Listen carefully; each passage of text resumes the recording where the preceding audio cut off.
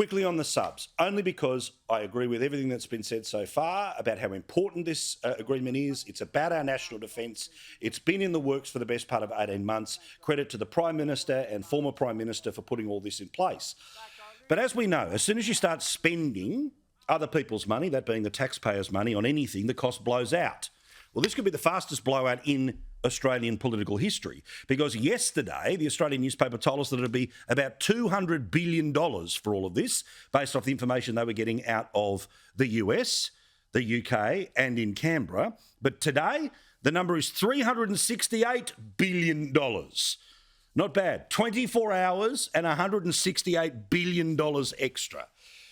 Now, I wasn't the only one who certainly noted today that the life-term lefty, who's never been a big fan of nuclear weapons, nuclear waste or anything else, our Prime Minister was there, standing on the aircraft carrier, going all George W. Bush and mission accomplished, as the plan is for the American subs to turn up here as soon as the end of the month.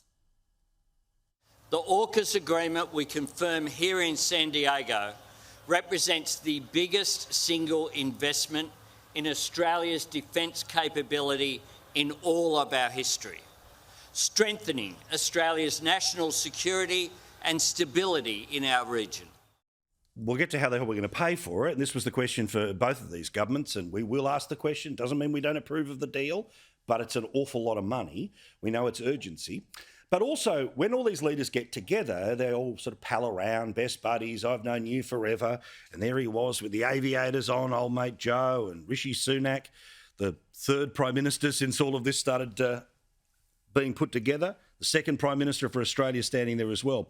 But it doesn't matter how much money you're planning to give to other parts of the world, including our strongest military allies, they still can't learn the name of a Prime Minister. It's an honor to be here to welcome Prime Minister Albanese and Prime Minister Sunak. Joe, Anthony, we represent three allies. Now, you know that this has been all day in the news, and understandably so. Big deal for Australia.